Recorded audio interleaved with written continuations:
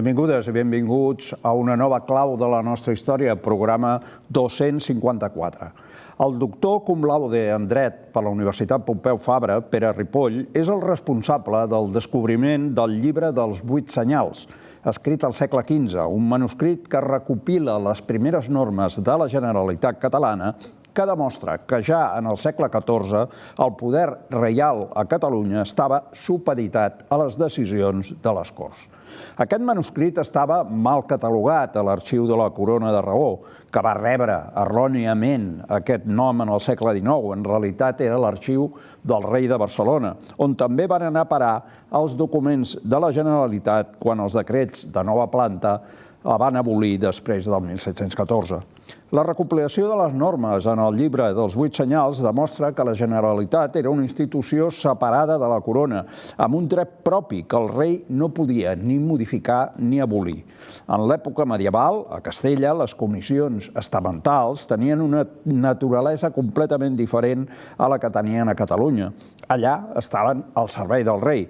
En canvi, a Catalunya, la Diputació del General, l'origen de la Generalitat, estava al servei dels mateixos estaments. És a partir d'aquí que es comença a crear una hisenda i un entramat institucional paral·lel al de l'autoritat reial, però no al seu servei, sinó al servei del general de Catalunya, que és el populus, indica Ripoll. El seu contingut, documents sorgits de les Corts, normes que s'hi havien pactat i que establien el funcionament de la Diputació del General. Aquest general entès com la cosa pública, tal com es repeteix moltes vegades en els documents. Pere Ripoll explica que a Castella fan un ús més absolutista del poder. Si bé hi havia pactisme i el rei i les Corts pactaven les lleis, els reis castellans consideraven que les pragmàtiques, les normes que podien promulgar, tenien el mateix nivell que les lleis de rang general aprovades per les Corts. Les podien modificar i fins i tot les podien abolir. Això a Catalunya estava prohibit. A Catalunya la potestat normativa del rei era inferior a les constitucions aprovades a les Corts. Són dos models totalment oposats d'entendre la política. Això era així perquè la Generalitat havia anat creant una institució paral·lela a l'autoritat reial. Les normes definien clarament que ningú de l'entorn de la monarquia podia formar part de la Generalitat ni es podia entremetre en els seus afers. Sobretot, es deixa molt clar que els diners només podien ser recaptats, gestionats i gastats per la Generalitat. Així és com es va anar creant la institució amb uns poders propis, remarca el professor Ripoll. Quan es decideix fer una primera compilació del dret català, el rei Ferran, dit d'Antequera, vol que aquesta estigui a l'Arxiu Reial, perquè considera que la monarquia és una institució eterna que no pot acabar mai, mentre que si els documents els guarda la Generalitat es poden perdre, perquè considera que aquesta és una institució que es pot abolir. Immediatament, els diputats de la Generalitat van recopilar la normativa per demostrar al rei que la Generalitat només es podia abolir si els estaments així ho volien. Deixen clar que existeix una autonomia pròpia i amb un règim jurídic propi. Víctor Cucurull, benvingut a aquest nou programa de La Clau. Gràcies, amb goig estic aquí. Avui tenim un programa especial d'aquests que fem monogràfic. Doncs sí, ho farem. Però abans deixa'm dir una cosa. Jo penso que és molt oportú recordar això que acabem de sentir i veure respecte a la naturalesa jurídica de la nació catalana, perquè a més té efectes també sobre Sardenya. Avui parlarem del cas de l'Alguer, d'un personatge que ara ens el presentaran i tal, però és que justament Sardenya fins a l'any 1848, quan ja aquí ens havíem quedat sense govern, sense institucions i tal, a Sardenya encara, gràcies a la monarquia que va continuar, després de la pèrdua de la corona catalana, van respectar allò que era l'estructura jurídica, que era l'estructura pròpia de la Confederació Catalana. Per tant, dius, és significatiu i és molt important, i val la pena recordar-ho, que perquè érem realment una nació molt diferent de totes les altres contemporànies, perquè es partia d'un altre principi. Això que deies abans, la llei era el rei a Catalunya. En canvi, a la resta de nacions o d'estats, diguem-ne, era el rei era la llei. O sigui, és exactament al revés. Per tant, interessant aquest tema. Doncs, si et sembla, presentem el nostre convidat d'avui, en Marcel Farinelli. Benvingut, Marcel, a La Clau. Gràcies per invitar-me. Marcel Farinelli és un historiador alguerès, especialista en la història contemporània de les illes de Sardenya i Còrsega. Ha publicat els llibres El feixisme a l'Alguer, Història de l'Alguer, i aquest, del qual parlarem avui, Antoni Simón Mossa, l'Alguer i Sardenya durant el franquisme.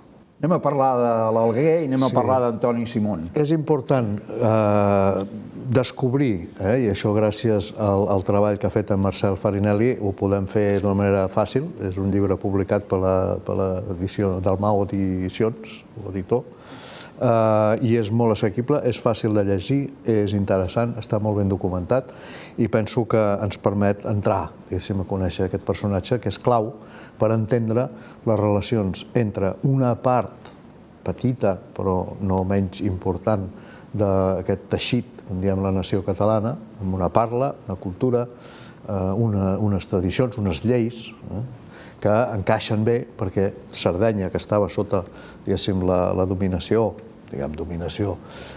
que formava part de la confederació aquesta catalana aragonesa, tenia justament aquestes característiques. I per tant l'Alguer, tot i que és una excepció dintre de Sardenya, perquè fou, diguem-ne, en un moment determinat, al temps de Pere Terç, en una d'aquelles revoltes que hi va haver i tal, fou conquerida per la marina catalana i aleshores repoblada per ciutadans, diguéssim, provinents de Catalunya. I, per tant, la llengua que es parla a l'Alguer, tradicionalment, històricament, és la llengua catalana algueresa. Té unes característiques determinades.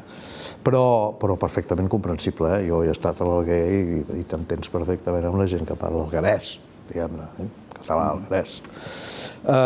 Bé, interessant, i això, la primera pregunta que et volia fer, Marcel, era...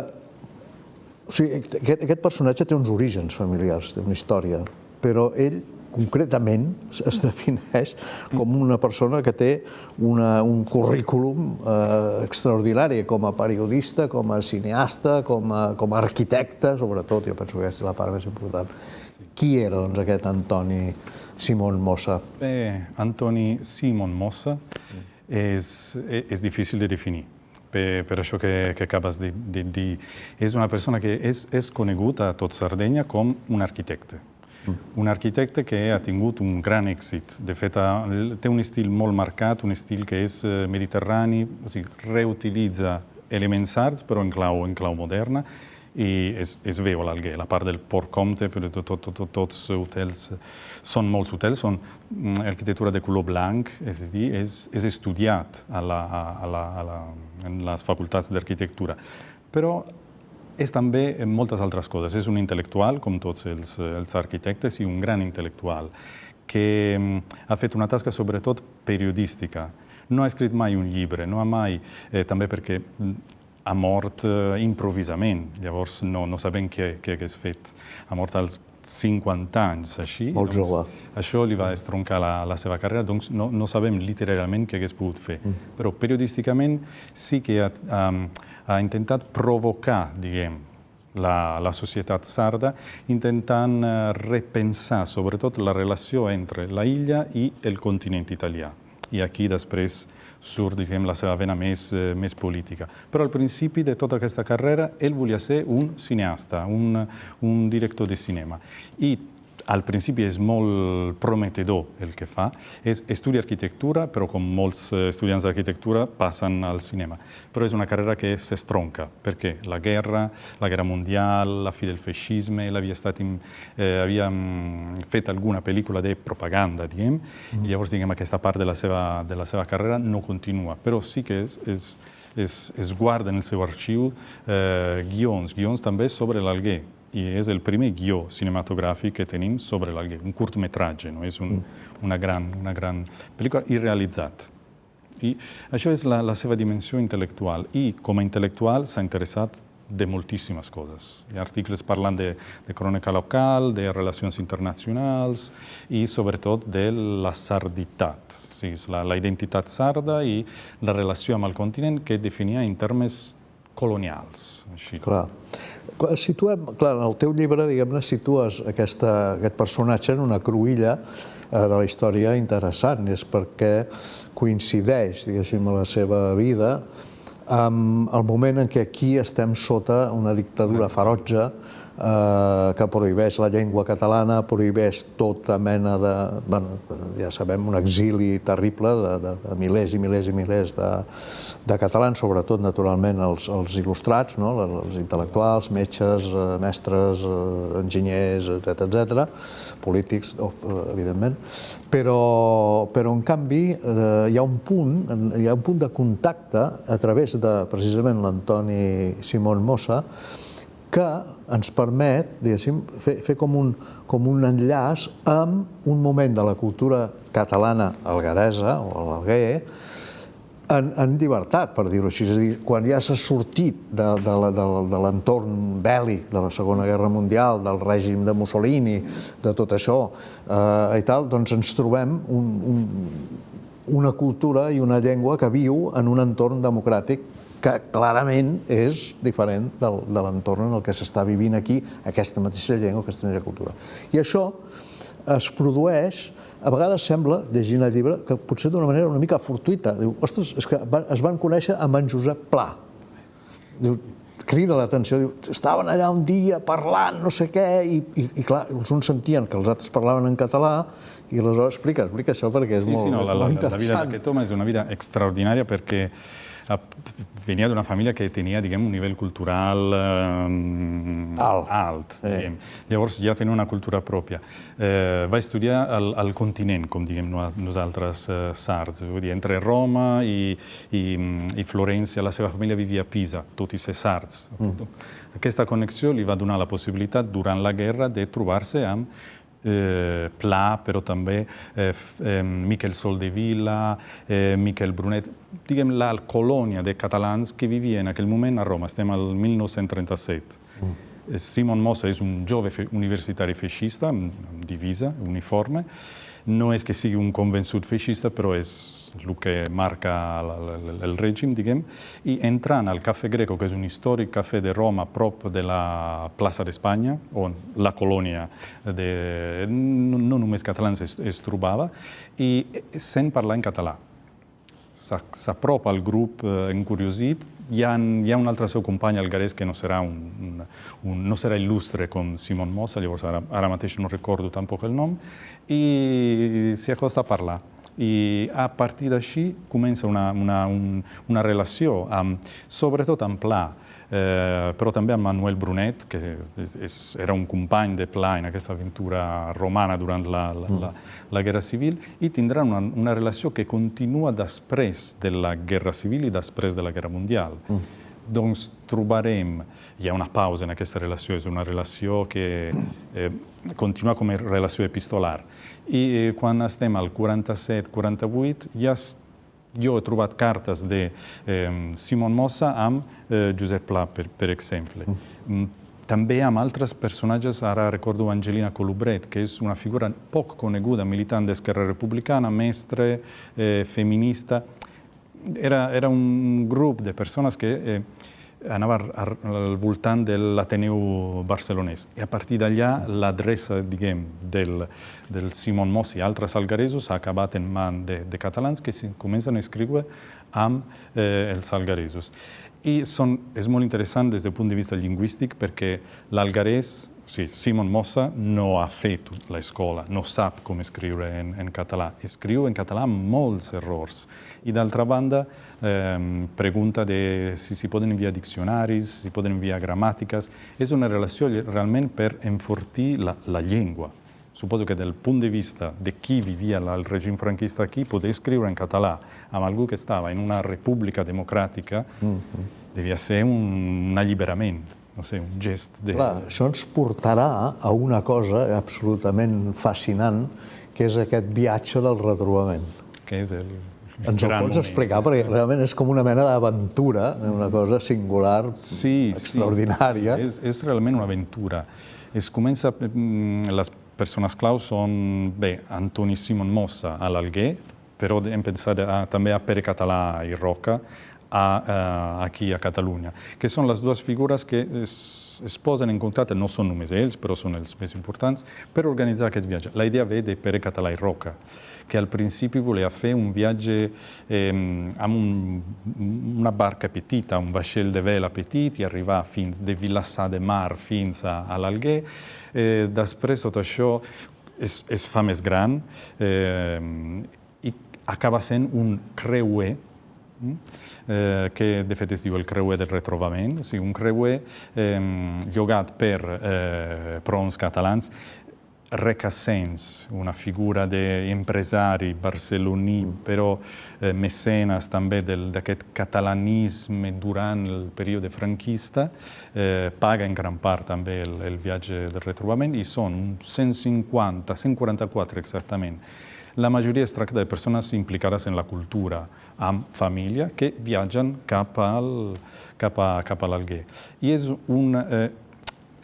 un fet que ha marcat la història de l'Alguer. Hi ha moltes fotos en què es veu una massa de persones al port de l'Alguer que jo he vist només quan han fet algun concert. No en un dia normal que arriba un creuer.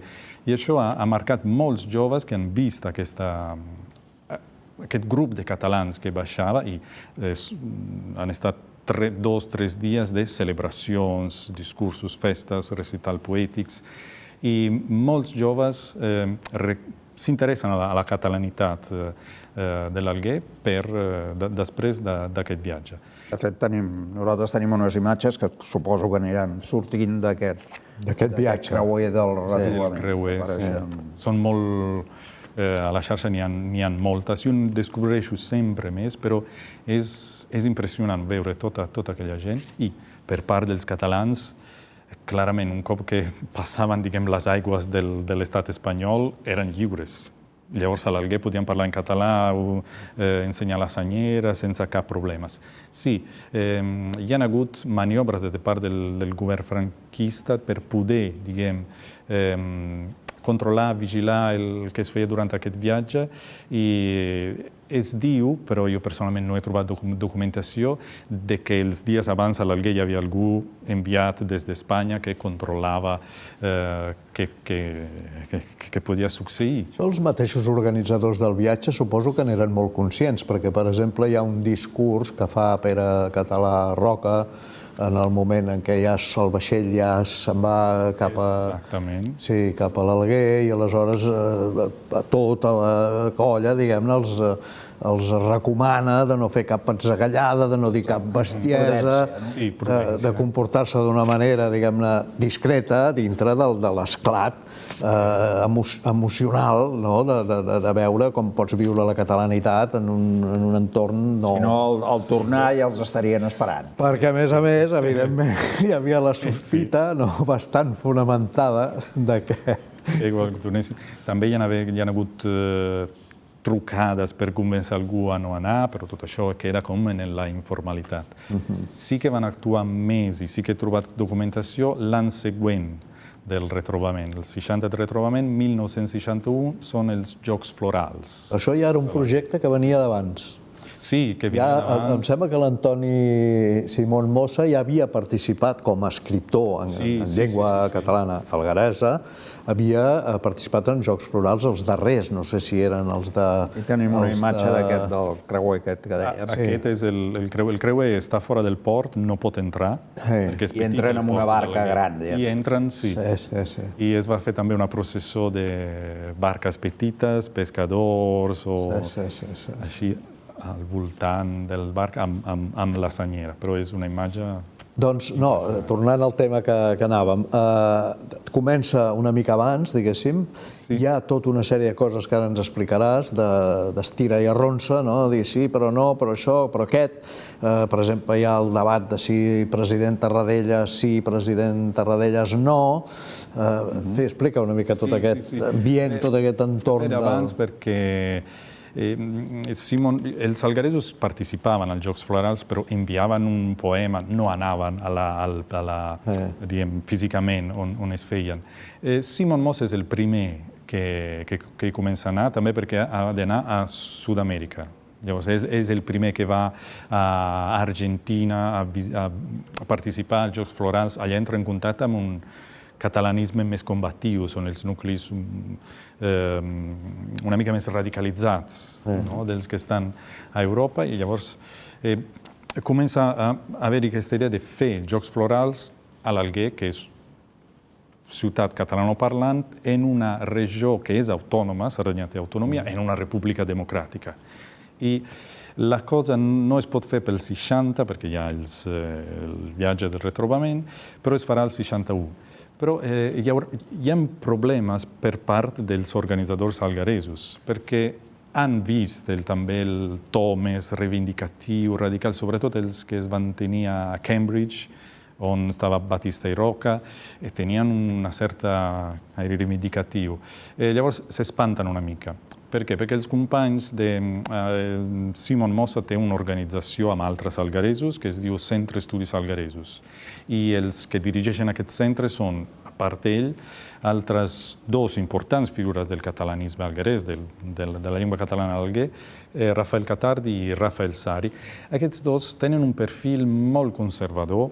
El senyor Catardi ha sigut un general ja a la Primera Guerra Mundial, en la Segona Guerra Mundial ha sigut fascista, eludiu tranquil·lament en les seves cartes amb Tarradellas.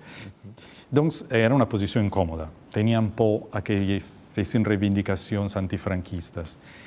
I doncs es dona la casualitat que entren en contacte amb ells autoritats franquistes a través del pare Bagliori, que en aquell moment es troba a Roma. I llavors entren en contacte a l'ambaixada espanyola a Roma amb el pare Bagliori, que pot contactar els més conservadors d'aquest grup i, diguem, pactar uns Jocs Florals on no hi hagin reivindicacions antifranquistes. Polítiques, diguem-ne. També per protegir, des del punt de vista dels organitzadors, els que després tornarien. Sí, clar. Dintre de... Sembla, però, que el Tarradellas ho entén, això. És a dir, el president Tarradellas, en una carta, em sembla que diu... Fa una carta i diu... El problema era que les autoritats franquistes no volien que es presentés Tarradellas, el president a l'exili. I el mateix Catardi parla amb Tarradellas i Tarradellas diu que ho entén. Vull dir, que dona suport, forma part del comitè, em sembla, d'honor dels Jocs, però que no hi anirà. Que no hi anirà, però sense crear, diguem, més problemes.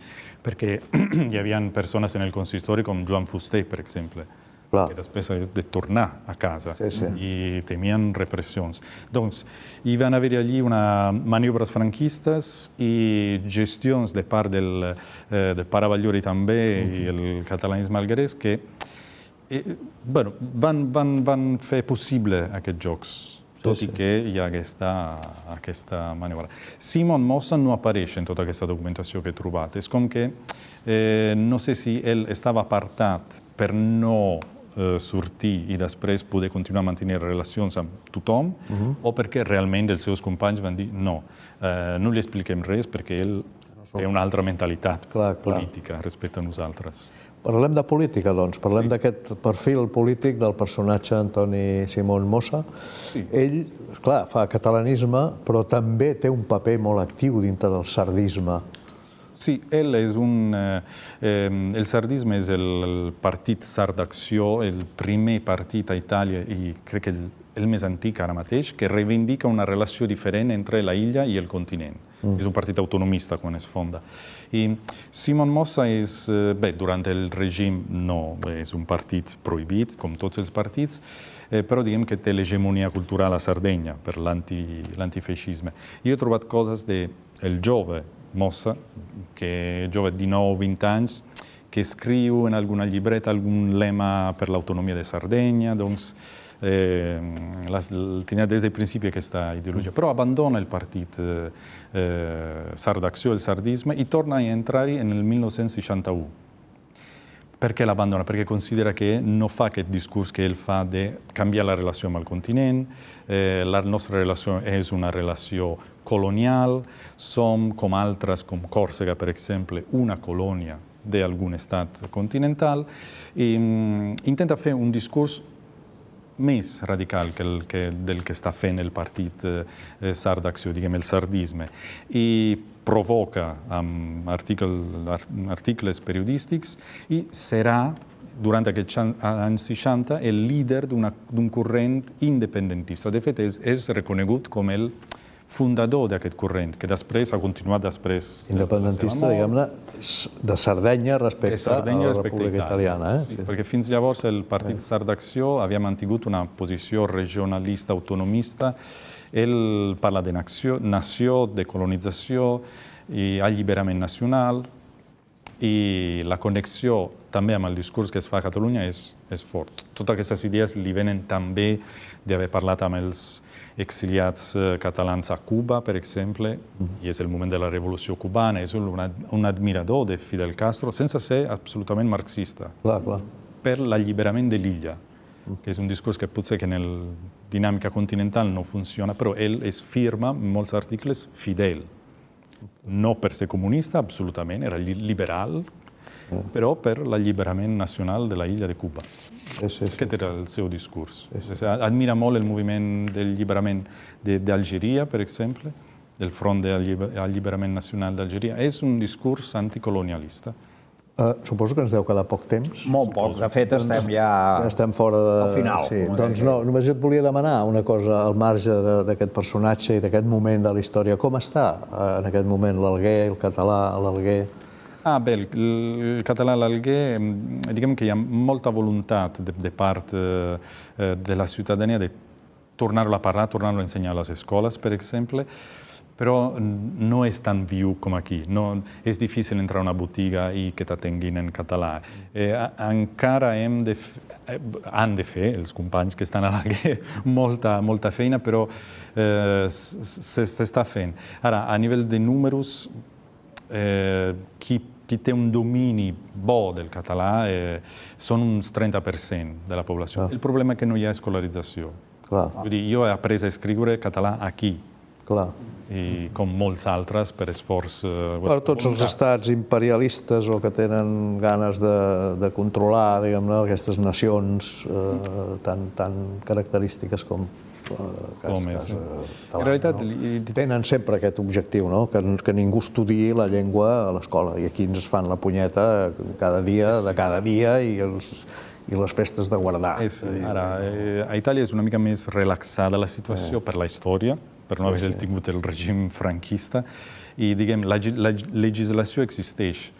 Falten diners, potser que falta voluntat política, falta una mica d'organització, però el català de l'Alguer és reconegut com una llengua i que pot també ser ensenyat. Molt bé.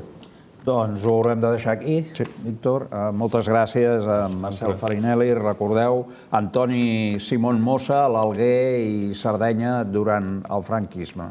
Llibre molt interessant per conèixer tota aquesta etapa d'aquest poble germà que tenim allà a Sardenya, a l'Alguer. Gràcies també, Víctor. Nosaltres marxarem, com sempre, amb la frase de la setmana, avui del filòsof danès del segle XIX, Søren Kierkegaard. Hi ha dues maneres d'enganyar-se. La primera consisteix a creure el que no és veritat i la segona és a negar-se a creure el que és veritat. Tornem la setmana que ve, us esperem aquí per descobrir plegats noves claus de la nostra història. Que passeu una molt bona setmana.